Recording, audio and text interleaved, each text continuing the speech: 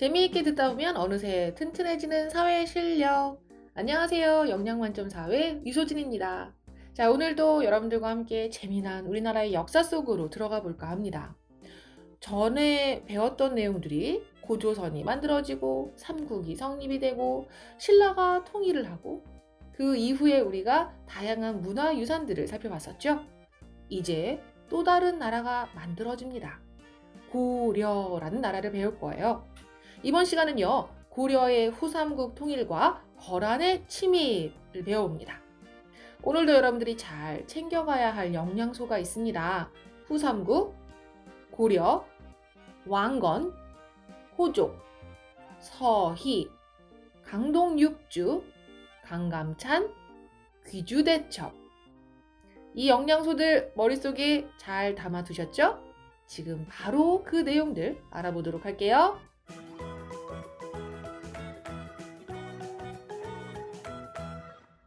신라의 말 상황부터 살펴봐야 될 것 같아요. 고려라고 하는 나라가 건국되기까지의 과정을 보면 신라가 통일한 이후에 계속 발전을 해오다 결국 안 좋아지는 상황이 있었기 때문에 고려란 새로운 나라도 세워졌겠죠. 신라 말이 되면 귀족들이 왕위 다툼을 하면서 정치가 굉장히 혼란해집니다. 나이가 어린 왕이 처음에 등장을 하고 그 자리를 탐을 내는 귀족들이 결국 그 왕을 죽이기까지 하고 계속해서 왕권 다툼이 치열하게 오랫동안 지속이 돼요. 그러다 보면 아무래도 나라를 제대로 다스리지를 못하게 되겠죠. 지방에서는 새로운 정치 세력인 호족들이 등장을 하게 됩니다. 호족은 신라말 고려 초에 활동했던 지방 세력으로서 군사력과 경제력을 바탕으로 각 지방을 다스렸던 사람들을 말해요. 이들은 스스로를 성주, 장군 이렇게 칭하면서 지역의 사람들을 다스렸습니다. 자, 그리고 후삼국이 등장을 하게 됩니다. 여러 호족 중에서 세력을 키웠던 이들이 나라를 세웠는데요. 견원이라고 하는 호족은 후백제를 세웠고요. 궁예는 후고구려를 세웠어요. 자, 이렇게 두 나라가 세워지게 되자 원래 있던 신라, 후백제, 후고구려 이렇게 해서 세 개의 나라가 다시 만들어진 것이죠. 그 시대를 바로 후삼국이라고 합니다. 이때 후는 뒤후라고 하는 한자를 쓰는 거죠. 우리 전후관계 이렇게 얘기할 때 그 후자가 바로 요 후자입니다. 그래서 전에 있던 삼국과 다른 후삼국이다 라는 뜻이에요. 자, 그리고 나서 고려가 건국되는데요. 그럼 뭐야? 사국인가요? 아닙니다. 실은요, 이 후고구려의 뒤를 이어 후고구려를 이제 없애고 고려가 건국이 되는 거예요. 왕건이 고려를 건국을 했는데요. 왕건은 바로 후고구려를 세웠던 궁예의 신하였습니다.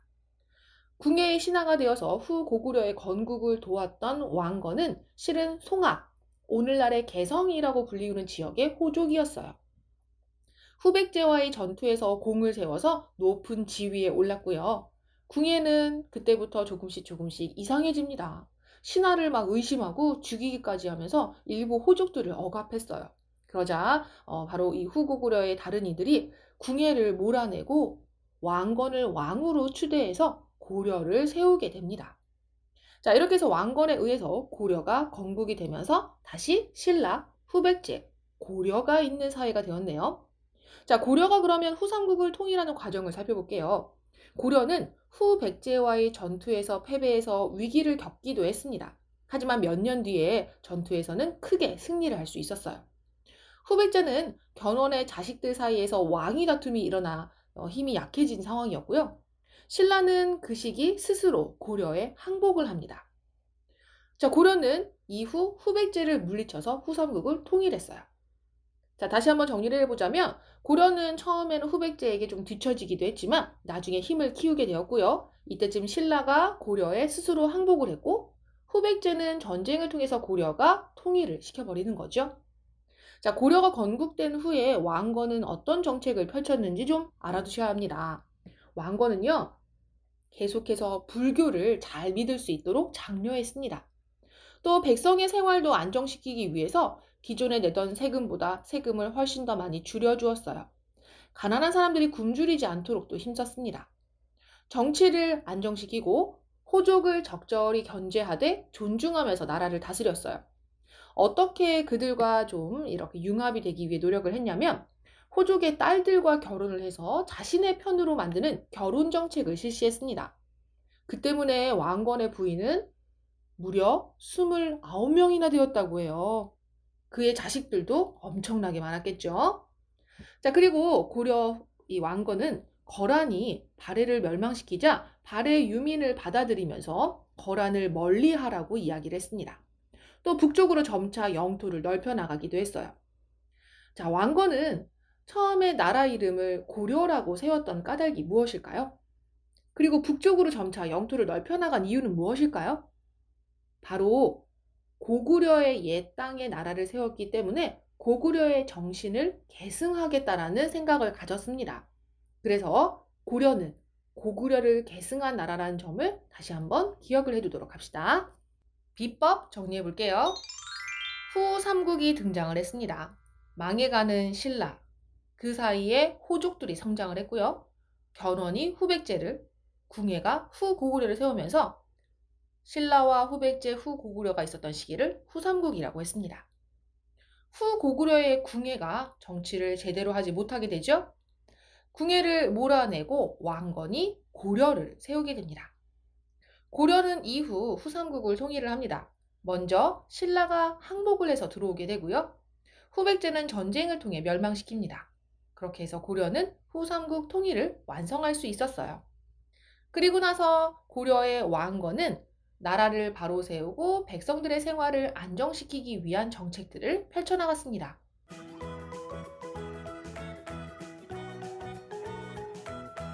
자, 이번에는 고려의 발전 상황에서 있었던 고려의 외침의 역사를 한번 알아보려고 해요. 고려는 실은 많은 외적들의 침략을 많이 받았습니다. 먼저 고려와 거란과의 관계부터 짚어볼까요? 자, 거란은 당이 멸망한 이후에 당의 북쪽에서 세력을 키워 나라를 세웠습니다. 고려는 거란이 여러 방면으로 세력을 확장하고 발해까지 멸망시키자 거란을 경계했어요. 그래서 왕건 같은 경우는 거란을 멀리하라 라고 후손들에게 명하기도 했습니다. 자, 중국에서 송이 건국되자 고려는 송과 우호적으로 지내면서 거란을 더욱 경계했습니다. 당연히 거란이 좀 기분이 나빴겠네요. 자, 거란이 1차 침입을 하게 됩니다. 고려는 송과 굉장히 친하다고 했죠. 거란은 이게 싫었어요. 거란은 고려와 송의 관계를 끊으려고 고려를 침입했고 첫 전투에서는 고려가 패배하기도 했습니다. 고려의 왕과 신하들은 대응 방법을 논의하게 돼요. 자, 이 대응 방법에는 싸우지 말고 항복하자고 주장하는 이들도 있었고요. 거란에게 땅을 떼어주자는 이들도 있었어요. 또 싸워본 후에 의논해도 된다라는 사람들도 있었습니다. 그때 서희가 나섰습니다. 서희는 서로 맞선 관계에 있는 쌍방이 의논해서 옳고 그름을 판단한다는 뜻의 단판을 짓기 위해서 거란을 찾아가게 돼요. 자, 고려가 거란의 추가 공격을 막아내자 거란의 장수 소손영은 고려를 위협하며 시간을 끌었습니다. 서희는 고려와 송의 관계를 끊기 원하는 거란의 침입 의도를 파악했어요. 그래서 거란의 적의 진영으로 가게 됩니다. 그리고 소손영과 이 단판을 벌이게 된 거죠. 결과를 보면요. 고려는 송과 관계를 끊고 거란과 교류할 것을 약속했습니다. 대신에 압록강 동쪽에 강동 6주를 달라고 해요. 거란은 오케이. 군대를 되돌려 가게 되면서 압록강 동쪽의 강동 6주도 고려에게 주게 되죠. 왜 이런 일이 일어났을까요? 서희는 어떻게 이렇게 거란이 물러가게 하고 강동 6주 땅까지 차지해 올 수 있었을까요? 실은 거란의 장수 소손영은 송과의 관계를 끊고 고려와 친하게 지내기를 원했습니다.